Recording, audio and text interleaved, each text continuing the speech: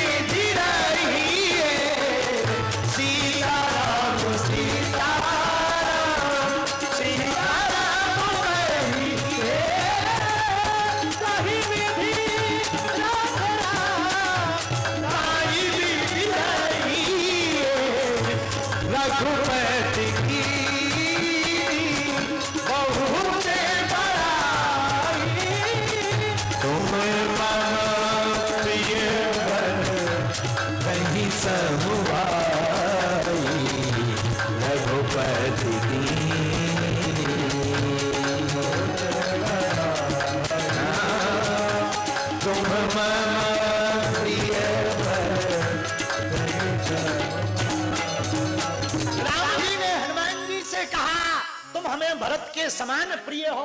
हे प्रिय श्रोताओ, राम जी कहते जैसे भरत हमें प्रिय है हनुमान जी, वैसे तुम भी हमको प्रिय हो। अरे हनुमान जी को भरत के समान प्रिय क्यों बताया? आहा, इसके लिए अवतार पर जाना पड़ेगा, अवतार की कथा पर जाना पड़ेगा। अवतार की कथा में जब महाराज दशरथ ने पुत्र कामेष्ठी यज्ञ करवाया, श्रृंगी ऋषि को बुलाया और यज्ञ हुई, तो यज्ञ में अग्निदेव चरु लेकर के प्रकट भय, खीर का प्रसाद लेकर प्रकट भय। महाराज दशरथ को दिया, तीनों रानियों में बांट दो। जैसे ही बांटने लगे, आधा भाग मां कौशल्या के हाथ में दिया, बचा आधा हिस्सा उसके 2 भाग किए। एक हिस्सा उठाया, कैकेयी के हाथ पर रखा, और जैसे ही पत्तल में कैकेयी के हाथ पर रखा, उसी समय एक गृद्धि जो पूर्व जन्म की श्रापित थी, पितामह ब्रह्मा ने श्राप दिया था, जा तू गृद्धि हो जा। वो रोने लगी, महाराज हमसे अपराध हो गया, हमें क्षमा करो। यदि गृद्धि में जीवन रहेगा तो हमारा अप्सरा में जीवन ठीक नहीं हो पाएगा, और हम गृद्धि बने रहेंगे तो हमारा जीवन किसी काम का नहीं होगा।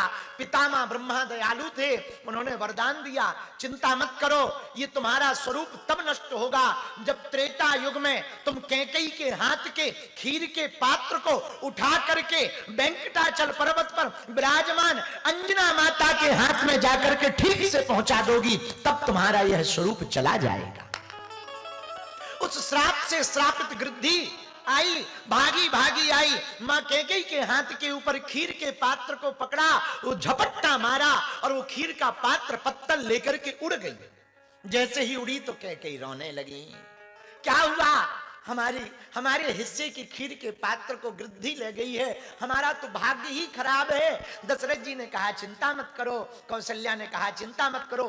थोड़ा सा भाग कौशल्या माँ ने निकाला, थोड़ा दशरथ जी ने निकाला, कैकेयी के हाथ पर पुनः रखा।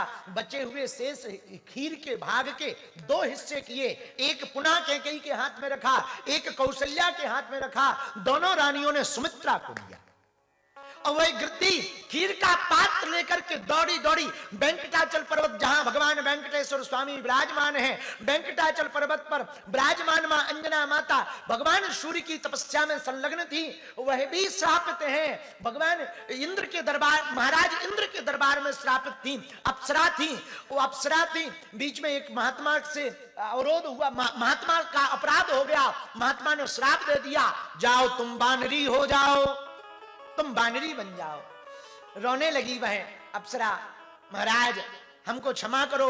अप्सरा का नाम था पुंजकस्थला, पुंजकस्थला नाम की अप्सरा रोने लगी, हमको बानरी बनने का आपने श्राप दे दिया, हमें क्षमा करो, हमसे भूल हो गई। पर महात्मा का तो श्राप भी वरदान होता, गुरु का श्राप भी वरदान होता। महात्मा ने कहा देवी चिंता मत करो, हमने तुम्हें बानरी बनने का श्राप तो दे दिया, लेकिन तुम्हारी कोख से ऐसा सुत होगा जिसका चारों युगों में परिताप होगा, तुमको अंजना नाम से जाना जाएगा। आहा, वही वानरी बनकर के पुंजकास्थला नाम की अप्सरा माता अंजना बनी। इनका ब्याह केसरी नाम के वानर से हुआ। बहुत दिनों तक कोई संतान नहीं हुई, तो भगवान शंकर का अनुष्ठान केसरी नाम के वानर ने किया। भगवान भूत भावन प्रकट भये, तो कहा चिंता मत करो, कालांतर में हमारे ही तेज अंश से प्रकट, हम ही अंश लेकर के तुम्हारे घर पर पुत्र बन करके आएंगे।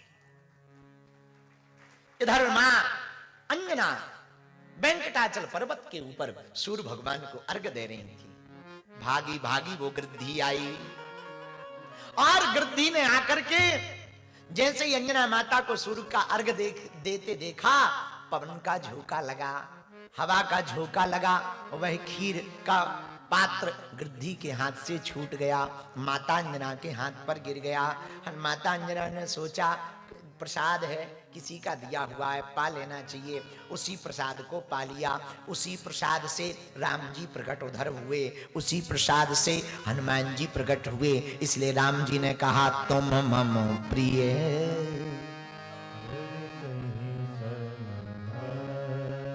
है, जैसे भरत जी प्रिय हैं। क्यों? कैकेयी के हाथ का प्रसाद है। तो कैकेयी नंदन कौन है? भरत। कैकेयी नंदन भरत हैं, और उसी कैकेयी माता के हाथ के प्रसाद को माता अंजना ने पाया। तो राम जी ने कहा तुम मम प्रिय भरत ही सम रघुपति कीन्ही।